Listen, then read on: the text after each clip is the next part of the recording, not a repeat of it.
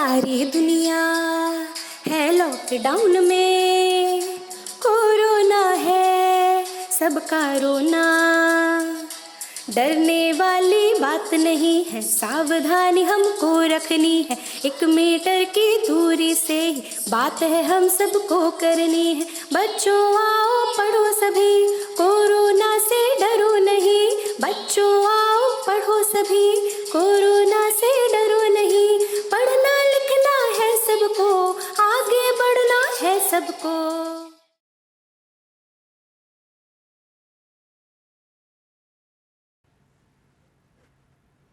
बहुत बहुत स्वागत है सभी विद्यार्थियों का। मैं आशीष पाठक, प्रवक्ता नेशनल इंटर कॉलेज तहसील फतेहपुर बाराबंकी। सीखने और सिखाने की इस प्रक्रिया में फिर से आपका स्वागत करता हूं। आज हम लोग इस तकनीक के माध्यम से जुड़ने जा रहे हैं इंटरमीडिएट भौतिक विज्ञान विषय से, और निश्चित रूप से एक रोमांचक, सुखद और सहज अनुभव होने जा रहा है भौतिक विज्ञान के विद्यार्थियों को जब वे आज की इस कक्षा से जुड़ेंगे। तो आइए चलते हैं भौतिक विज्ञान की इस कक्षा में और कुछ जानते हैं, कुछ सीखते हैं, कुछ चर्चा करते हैं। तो सबसे पहले आज हम लोग शुरू करेंगे प्रथम अध्याय को, जो है वैद्युत आवेश एवं क्षेत्र। वैद्युत आवेश एवं क्षेत्र के बारे में जानने और समझने के लिए मेरे साथ आप आज की इस कक्षा में यात्रा करेंगे, और मैं आपसे ये रिक्वेस्ट करूंगा कि पूरे मन से, जैसे आप कक्षा में सम्मुख मेरे बैठे हैं, मैं इस तरीके से आपका पार्टिसिपेशन भी चाहता हूं जहां आप हैं। तो आइए शुरू करते हैं आज की इस कक्षा को। तो सबसे पहले विद्यार्थियों, मैं आपको बताना चाहूंगा, एक यूनानी दार्शनिक थेल्स ने यह देखा कि एक अंबर नाम का पदार्थ है, और उस अंबर नाम के पदार्थ को जब ऊन, जी हां ऊन, जिसका स्वेटर आप पहनते हैं, जब ऊन से रगड़ा जाता है तो उस अंबर नाम के पदार्थ में कुछ विशेष गुण आ जाते हैं। और ये विशेष गुण थे क्या? ये विशेष गुण ये गुण था कि जब अंबर को ऊन से रगड़ा गया और उसके पश्चात अंबर को छोटे छोटे तिनकों, कागज के छोटे छोटे टुकड़ों के पास लाया गया, तो अंबर ने सहज रूप में उनको अपनी ओर खींच लिया। अर्थात अंबर के अंदर यह गुण विकसित हुआ जब उसको ऊन से रगड़ा गया। उनकी इस बात पर उस समय तो बहुत चर्चा नहीं हुई, लेकिन उसके बाद लंबे अरसे तक प्रयोग चलते रहे, और एक लंबे अरसे के बाद फिर से प्रयोगों के माध्यम से कुछ वैज्ञानिकों ने, कुछ दार्शनिकों ने देखा कि जब कांच की छड़ को हम रेशम से रगड़ते हैं, या आबनूस की छड़ को जब बिल्ली की खाल से रगड़ा जाता है, तो इन दोनों के अंदर, अर्थात कांच की छड़ और आबनूस की छड़ के अंदर भी वही गुण दिखाई देते हैं जो थेल्स ने अंबर के अंदर देखे थे जब उसको ऊन से रगड़ा था। अर्थात कांच की छड़ को रेशम से रगड़े जाने पर और आबनूस की छड़ को बिल्ली की खाल से रगड़े जाने पर इन दोनों के अंदर भी छोटे छोटे तिनकों, कागज के छोटे छोटे टुकड़ों को अपनी ओर खींचने का गुण विद्यमान हो जाता है, दिखाई देने लगता है, परिलक्षित होने लगता है। और मैं आपको कांच की छड़ और रेशम के उदाहरण और आबनूस की छड़ और बिल्ली के खाल से उदाहरण से अतिरिक्त एक ऐसा उदाहरण बताता हूं जिसे आप सहज रूप से खुद भी अनुभव कर सकते हैं। बिल्कुल विद्यार्थियों, और मुझे पता है आप में से बहुत ने वो अनुभव किया होगा, खेल खेल में किया होगा। और विज्ञान जब खेल के साथ जुड़ करके आगे बढ़ता है, तब निश्चित रूप से वो सहज रूप में आगे बढ़ता है। आप सब ने देखा होगा, जब हम अपने सूखे बालों में कंघी को रगड़ने के बाद कागज के छोटे छोटे टुकड़ों के पास लाते हैं, तो वो उनको अपनी ओर खींचती है। आपके ज्योमेट्री बॉक्स में एक छोटी सी स्केल है, उस छोटी स्केल को भी जब आप बालों से, सूखे बालों से रगड़ने के बाद कागज के छोटे टुकड़ों के पास लाते हैं, तो वो भी उनको अपनी ओर खींचने का काम करता है। वही गुण जिसकी चर्चा मैं कर रहा हूं, स्केल या कंघी में भी आता है जब उनको हम सूखे बालों से रगड़ते हैं। इन सभी प्रयोगों के आधार पर एक निष्कर्ष पहुंचे हम लोग। ऐसा एक बात हम लोगों को लगा कि घर्षण के द्वारा दूसरी वस्तुओं के आकर्षण का विशेष गुण कुछ वस्तुओं में उत्पन्न हो जाता है। यह बात हमको पता चल गई कि जब हम कुछ वस्तुओं को कुछ वस्तुओं से रगड़ते हैं, घर्षण करते हैं, तो उनमें आकर्षण का एक विशेष गुण उत्पन्न हो जाता है। अब जब आकर्षण के गुण का हमको पता चल गया, तो फिर उसको नाम दिया गया। जिस वस्तु में आकर्षण का गुण आया और जिससे रगड़ने पर आया, कहा गया कि ये आवेशित पदार्थ हैं। अंबर आवेशित पदार्थ है, कांच की छड़ आवेशित पदार्थ हो गई, आबनूस की छड़ आवेशित पदार्थ हो गई, और उसको कहा गया कि ये वैद्युतमय पदार्थ हो गए हैं। इनके अंदर वैद्युतमय यानी कि उनके अंदर वैद्युत आ गई है, इलेक्ट्रिक। तो अब हम इस कॉन्सेप्ट को थोड़ा सा और आगे की तरफ समझने की ओर चलते हैं। अब जब कांच की छड़ को रेशम से रगड़ करके प्रयोग किए गए और आबनूस की छड़ को बिल्ली की खाल से रगड़ के प्रयोग किए गए, उसके बाद उन प्रयोगों को श्रृंखला में थोड़ा सा आगे की ओर ले जाया गया। सबसे पहले एक कांच की छड़ को रेशम से रगड़ा गया और उसी प्रकार की दूसरी कांच की छड़ ली गई और उसको भी रेशम से रगड़ा गया और उनको एक दूसरे के पास पास डोरी से, धागे से जब लटकाया गया तो देखा गया कि ये दोनों कांच की छड़ें एक दूसरे से दूर जा रही हैं, एक दूसरे से दूर हट रही हैं। इसी प्रकार से एक आबनूस की छड़ को बिल्ली की खाल से रगड़ा गया और दूसरी आबनूस की छड़ को बिल्ली की खाल से रगड़ा गया और उन दोनों को भी जब लटकाया गया समीप में तो देखा गया ये दोनों भी दूर जा रही हैं। इसके बाद थोड़ा सा बदलाव किया गया और बदलाव के इस क्रम में कांच की छड़ जिसको रेशम से रगड़ा गया था और आबनूस की छड़ जिसको बिल्ली की खाल से रगड़ा गया था, इन दोनों को पास पास लटकाया गया और तब यह पाया गया कि ये दोनों एक दूसरे की ओर खींचती हैं। अर्थात इन तीनों प्रयोगों से यह हम लोगों ने ऑब्जर्वेशन, प्रेक्षण देखे कि कांच और कांच की छड़ में प्रतिकर्षण हो रहा है, आबनूस और आबनूस की छड़ में प्रतिकर्षण हो रहा है, जबकि कांच और आबनूस की छड़ में आकर्षण देखा जा रहा है। अब जब ये प्रेक्षण लिए गए, इस प्रकार के हम लोगों ने देखा प्रयोगों में, तब ये कहा गया कि निश्चित रूप से जो कांच की छड़ होगी उस पर एक प्रकार का आवेश आया होगा और जो आबनूस की छड़ है उस पर भी एक प्रकार का आवेश आया होगा। और यह कहा गया कि ये जो कांच की छड़ है इस पर धनावेश और आबनूस की छड़ पर ऋणावेश है। इसकी व्याख्या मैं अभी आपसे आगे करूंगा। तो यह भी सिद्ध हुआ, यह भी पता चला कि आवेश दो प्रकार के होते हैं, धन आवेश और ऋण आवेश। उन्हीं में से एक आवेश जिसे हम धन आवेश कह रहे हैं वो कांच की छड़ पर है और ऋणावेश आबनूस की छड़ पर है।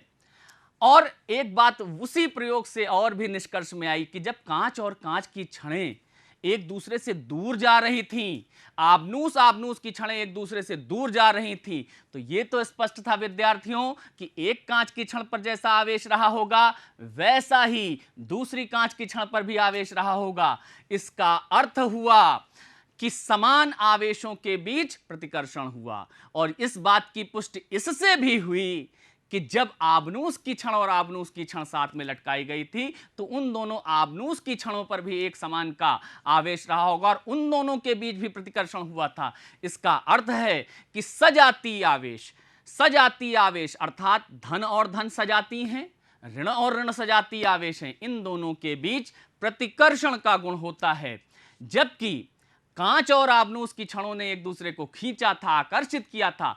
इससे पता चला कि जो विजातीय आवेश होते हैं अर्थात धनात्मक या ऋणात्मक, या हम ले लें ऋणात्मक और धनात्मक, इनके बीच आकर्षण का गुण पाया जाता है। तो इतनी चीजें हम लोगों ने जानी कि आवेश दो प्रकार के होते हैं और सजातीय आवेशों में आकर्षण, सजातीय आवेशों में प्रतिकर्षण और विजातीय आवेशों में आकर्षण का गुण पाया जाता है। अब हम आते हैं कि ये गुण किस तरीके से पनपा। तो इसके लिए हम थोड़ा सा आपको बताना चाहेंगे कि प्रत्येक पदार्थ, विद्यार्थियों, हम सब इस बात से विज्ञ हैं, जानते भी हैं कि प्रत्येक पदार्थ अणुओं से मिलकर बना हुआ है और अणु परमाणुओं से मिलकर बने हुए हैं। और परमाणुओं की संरचना को मैं आपको थोड़ा सा बताता हूं कि परमाणुओं में आप देख सकते हैं एक नाभिक होता है जो बीच का भाग होता है, जो अपेक्षाकृत भारी होता है, और इस नाभिक के भीतर दो प्रकार के कण होते हैं, एक प्रोटॉन और एक न्यूट्रॉन। प्रोटॉन धनावेशित होता है, न्यूट्रॉन अनावेशित होता है, अर्थात उसके ऊपर कोई आवेश नहीं होता है। प्रोटॉन के धनावेश के कारण नाभिक भी धनावेशित होता है और इस नाभिक के चारों ओर विभिन्न कक्षाओं में इलेक्ट्रॉन परिक्रमा किया करते हैं और ये जो इलेक्ट्रॉन नाम का कण है ये ऋणावेशित होता है। और एक बात आप यहां पर समझें कि इलेक्ट्रॉन का ऋण आवेश और प्रोटॉन का धन आवेश समान होता है। दोनों ही मान में समान होते हैं। इसका अर्थ यह हुआ विद्यार्थियों कि सामान्य रूप में नाभिक के भीतर जितने प्रोटॉन होते हैं उतने ही इलेक्ट्रॉन बाहर परिक्रमा करते हैं, जिसके कारण से नाभिक के भीतर का कुल धनावेश बाहर परिक्रमा करने वाले कुल इलेक्ट्रॉनों के ऋणावेश के बराबर हो जाता है। और जब धन आवेश और ऋणावेश परमाणु में दोनों समान हैं, इसका अर्थ हो गया कि वो परमाणु विद्युतः उदासीन है। परमाणु विद्युतः उदासीन हो गया तो अणु भी विद्युतः उदासीन होंगे सामान्य अवस्था में, क्योंकि परमाणुओं से मिलकर ही अणु बने हुए हैं। और जब अणु विद्युतः उदासीन हो गए तब पदार्थ भी सामान्य रूप में विद्युतः उदासीन होंगे। फिर जब यह विद्युतः उदासीन है तो कांच पर, आबनूस की छड़ पर, स्केल पर, कंघी पर ये आवेश आ कहां से रहा है, ये किस प्रकार से आवेशित हो जा रहे हैं। जो हमने कहा कि कांच की छड़ को जब हम रेशम से रगड़ते हैं तो वो धनावेशित हो जाती है, और जब आबनूस की छड़ को बिल्ली की खाल से रगड़ते हैं तो वो ऋणावेशित हो जाती है। फिर ये आवेशन हो कैसे रहा है, क्योंकि परमाणु तो मूलतः विद्युतः उदासीन है। तो इसके लिए मैं आपको समझाना चाहूंगा कि जब कांच की छड़ को रेशम से रगड़ते हैं अथवा आबनूस की छड़ को बिल्ली की खाल से रगड़ते हैं या इस प्रकार से वस्तुओं को आपस में रगड़ते हैं, तो घर्षण के दौरान एक पदार्थ से, एक वस्तु से इलेक्ट्रॉन दूसरी वस्तु पर चले जाते हैं। कुछ इलेक्ट्रॉन एक वस्तु, एक पदार्थ से दूसरी वस्तु या पदार्थ पर चले जाते हैं। अब देखिए यहां पर क्या हुआ विद्यार्थियों कि जब इलेक्ट्रॉन एक पदार्थ से, एक वस्तु से दूसरे पर गए, इसका मतलब उसके परमाणु से वो इलेक्ट्रॉन निकले होंगे और दूसरे पर चले गए होंगे। अभी मैंने आपको बताया कि परमाणु विद्युतः उदासीन इस कारण होता है क्योंकि उसमें जितने इलेक्ट्रॉनों का ऋणावेश होता है, जितना कुल ऋणावेश होता है उतना ही कुल धनावेश होता है, और इलेक्ट्रॉनों की संख्या और प्रोटॉनों की संख्या समान होती है।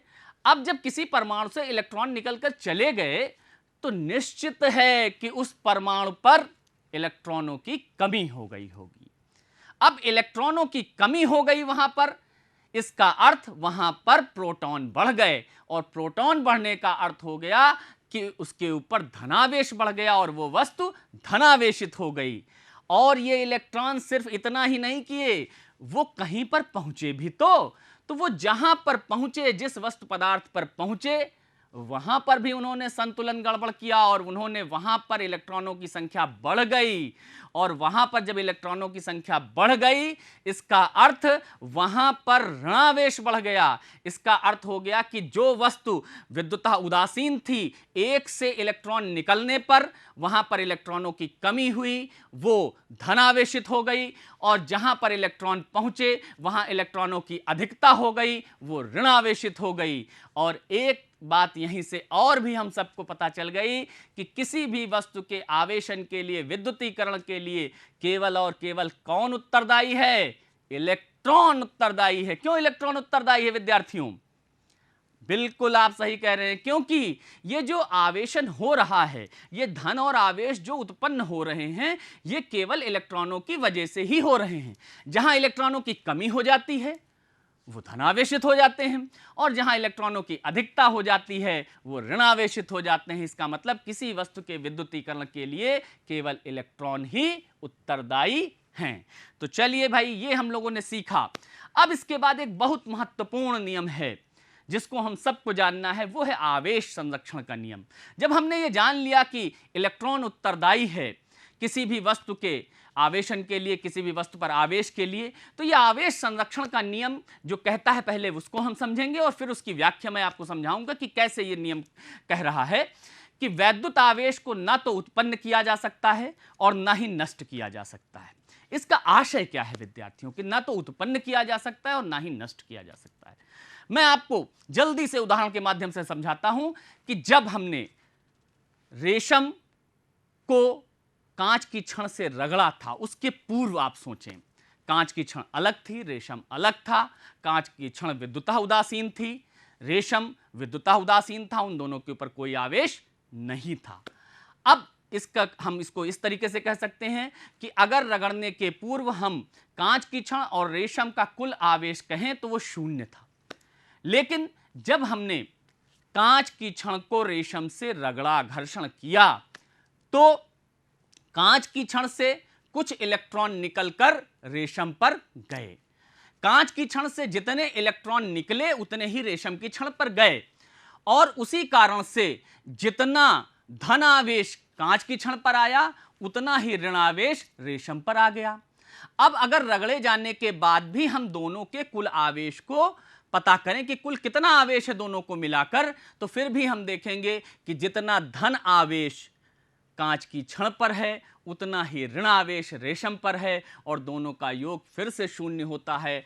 अर्थात हम ये कह सकते हैं कि कांच की छड़ और रेशम को रगड़े जाने के पूर्व का कुल आवेश बराबर इन दोनों को रगड़े जाने के बाद का कुल आवेश। इससे ये सिद्ध भी होता है कि वैद्युत आवेश को ना तो उत्पन्न किया जा सकता है और ना ही नष्ट किया जा सकता है। यही आवेश संरक्षण का नियम है। आप लोगों को निश्चित रूप से यह बात समझ में आ गई होगी। अब यहां से मैं आपको एक चीज और बता दूं कि आवेश को हम स्मॉल क्यू से प्रदर्शित करते हैं, स्मॉल क्यू अक्षर से प्रदर्शित करते हैं, और आवेश बराबर होता है वैद्युत धारा गुणे समय।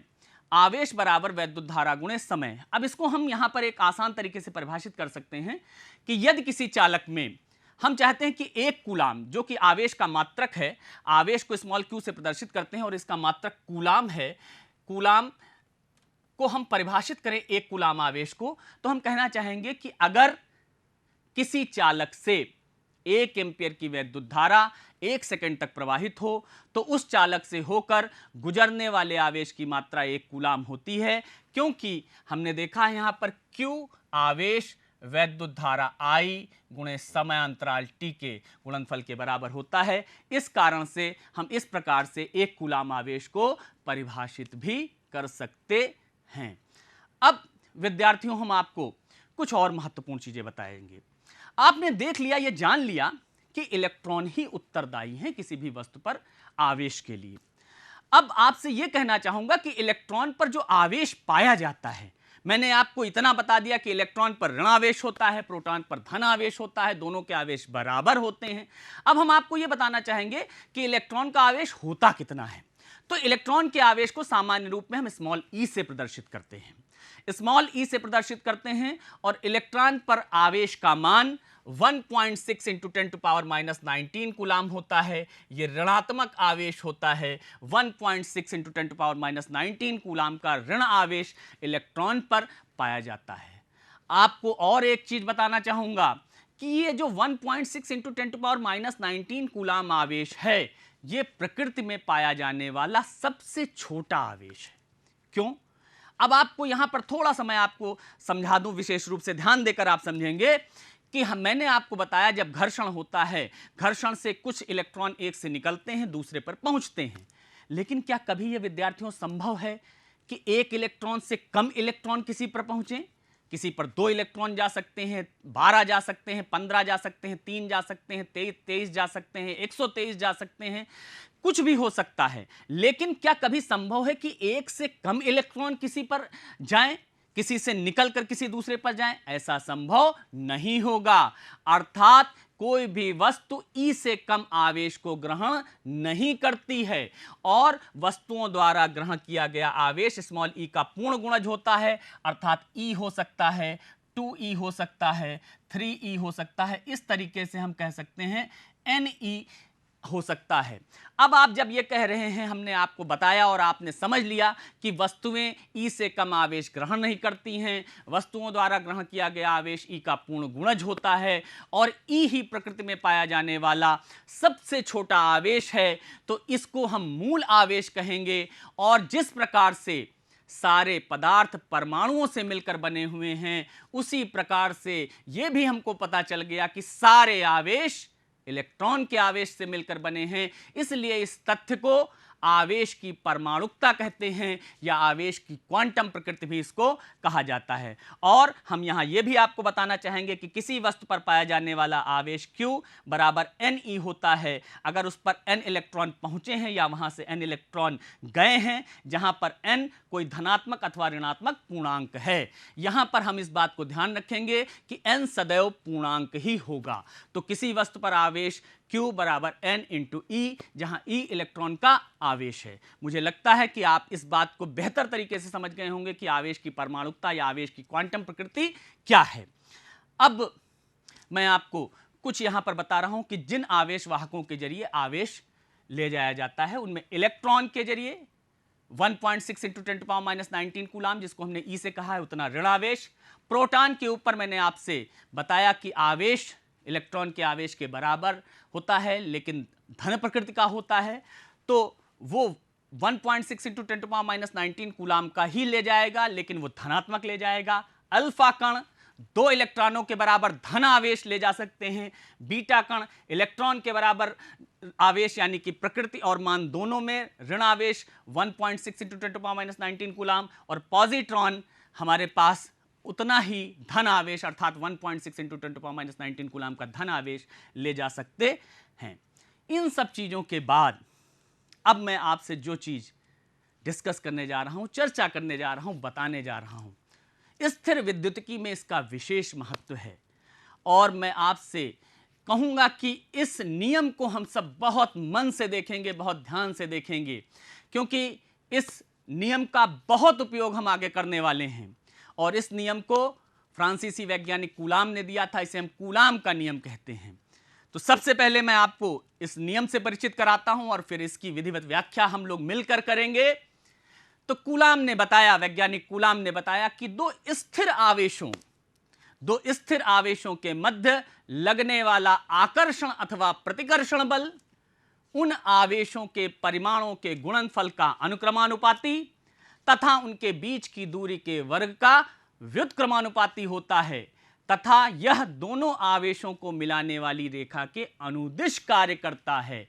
बल सदिश राशि है, इसलिए उसकी दिशा भी हमने यहां बताई कि ये जो बल लगेगा उनके बीच, ये दोनों आवेशों को मिलाने वाली रेखा के अनुदिश कार्य करेगा। अब हमको ये चीज विद्यार्थियों देखना है कि यहां पर हमारे पास मान लीजिए दो आवेश हैं Q1 और Q2, जिनके बीच की जो हमारे पास दूरी है वो r अगर हो, तो इस नियम ने यह बताया कि इनके बीच जो बल लगेगा वो आकर्षण या प्रतिकर्षण इस बात पर निर्भर करेगा कि इन आवेशों की प्रकृति कैसी है, उसको हम बाद में आपसे कहेंगे। तो जो हमको कूलाम ने बताया उसके हिसाब से इनके बीच लगने वाले बल का परिमाण F अनुक्रमानुपाती होगा Q1 Q2 upon r square के, जहां Q1 और Q2 इन दोनों आवेशों के परिमाण हैं और r इनके बीच की दूरी है। इसलिए इस प्रकार से इस नियम को हम सरल रूप में यहां पर अभिव्यक्त कर सकते हैं।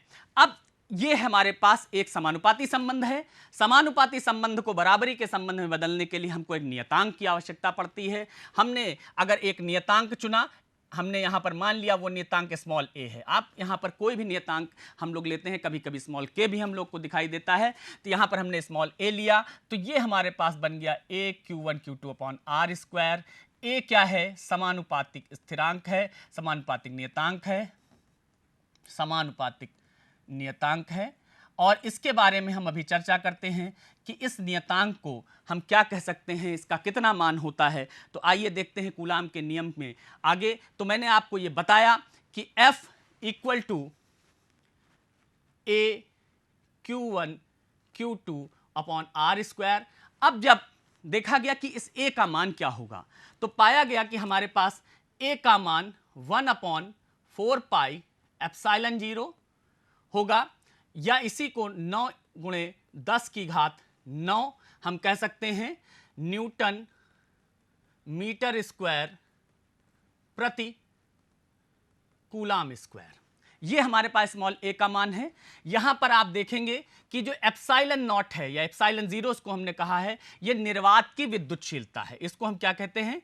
निर्वात की विद्युतशीलता कहा जाता है। इसको आप बहुत ध्यान से देखेंगे, इसका आगे हम बहुत उपयोग करने वाले हैं। निर्वात की विद्युतशीलता है और इसका मान SI मात्रकों में 8.854 इंटू 10⁻⁻12 कूलाम स्क्वायर प्रति न्यूटन मीटर स्क्वायर होता है। निर्वात की विद्युतशीलता एप्सिलॉन नॉट, जिसका मान मैंने आपको बताया SI मात्रकों में 8.854 into 10⁻⁻12 coulomb square upon newton metre square होता है। तो इस प्रकार से जो कूलाम ने नियम दिया F equal to 1/4 pi epsilon naught Q1 Q2 upon r square, ये उनके बीच लगने वाले बल का मान था और हमने इस बल के मान को यहां पर बताया है। लेकिन चूंकि बल एक सदिश राशि है, इसलिए यह उचित होगा, यह बेहतर होगा कि हम उसको सदिश रूप में भी व्यक्त करें। तो सदिश रूप में व्यक्त करने के लिए आप देखेंगे कि यहां हमारे पास एक चित्र है। यहां पर एक हमारे पास आवेश Q1 है और दूसरा आवेश Q2 है, जिन आवेशों के स्थित सदिश क्रमशः R1 और R2 है। देखेंगे इस आवेश Q1 के लिए स्थित सदिश R1 है और इसके लिए स्थित सदिश R2 है, जबकि हमारे पास Q1 से Q2 की तरफ जाने वाला सदिश हमारे पास R21 है और R21 का मान सदिश R2 माइनस सदिश R1 के बराबर होगा। अगर हम इस दिशा में Q1 से Q2 की दिशा में जाने वाले इकाई सदिश को देखें तो आप जानते हैं इकाई सदिश R21 कैप से उसको प्रदर्शित करेंगे, वो बराबर होगा सदिश R21 अपॉन मॉड सदिश R21। ये हमारे पास इकाई सदिश होगा। और जब हम यहां पर सदिश रूप में कूलाम के नियम को व्यक्त करेंगे तो इसका स्वरूप कुछ इस प्रकार से हमको दिखाई देगा, F सदिश 1 अपॉन 4 पाई एप्सिलॉन नॉट। हम यहां इसको कह सकते हैं F21, जो हमारे पास आवेश Q1 और Q2 है, इनके बीच लगने वाला बल F21 1 upon 4 pi epsilon naught Q1 Q2 upon R21 square. और यहां पर हमारे पास हम कह सकते हैं यूनिट वेक्टर R21, जिसको R21 कैप से दिखाया गया है। यह सदिश रूप में हमने कूलाम के नियम को व्यक्त किया है। अब हम ये देख सकते हैं कि अगर इसी तरीके से Q1 आवेश पर Q2 के द्वारा लगाया गया बल हम देखें तो उसको F12 से हम दिखाएंगे और ये यहां पर हो जाएगा 1 upon 4 pi epsilon naught Q1 Q2 upon R12 का स्क्वायर यूनिट वेक्टर R12। आप यहां पर एक चीज और देख लें, इस दूसरे चित्र में दिखाया गया है Q1 और Q2 का अगर गुणन ग्रेटर देन 1 है, अर्थात ये दोनों आवेश सजाती हैं तो इनके बीच प्रतिकर्षण बल लग रहा है विपरीत दिशाओं में, और अगर ये लेस देन 1 अर्थात ये विजातीय हैं, इन दोनों का गुणनफल अर्थात ये दोनों विजातीय आवेश हैं तो इनके ऊपर आकर्षण बल लगेगा। ये भी हमको जान लेना है। और इस प्रकार से हम एक चीज और देख सकते हैं कि जो F21 होगा वो माइनस F12 के बराबर होगा। ये कहीं ना कहीं न्यूटन के तृतीय नियम के ही अनुरूप हमको ये दिखाई दे रहा है। एक बात मैं आपको यहीं पर और बता दूं कि अगर इन आवेशों को निर्वात के बजाय निकाल करके किसी माध्यम में रख दिया जाए जिस माध्यम का परावैद्युतांक K हो, तो इस नियम का स्वरूप न्यूटन जो हमारे कूलाम का नियम है उसका स्वरूप कुछ इस प्रकार हो जाता है, F21 equal to 1 upon 4 pi epsilon naught K Q1 Q2 upon R21 square unit vector R21। K को माध्यम का परावैद्युतांक कहते हैं और ये जो एप्सिलॉन नॉट K है इसको हम एप्सिलॉन कहते हैं, जिसको हम माध्यम की विद्युतशीलता कहते हैं। और उस माध्यम में ले जाने पर उन आवेशों के बीच लगने वाला बल घट जाता है। मुझे उम्मीद है कि आज आपने बहुत अच्छे से ये सब सीखा होगा। नेक्स्ट लेक्चर में, नेक्स्ट क्लास में हम लोग कुछ और आगे बहुत जानकारी की बातें सीखेंगे। मैं आपसे गुजारिश करूंगा इसी तरीके से जुड़े रहिए, स्वस्थ रहिए, सुरक्षित रहिए, सतर्क रहिए। कूलाम के नियम के साथ आज मैं क्लास को यहीं विराम देता हूं। Thank you.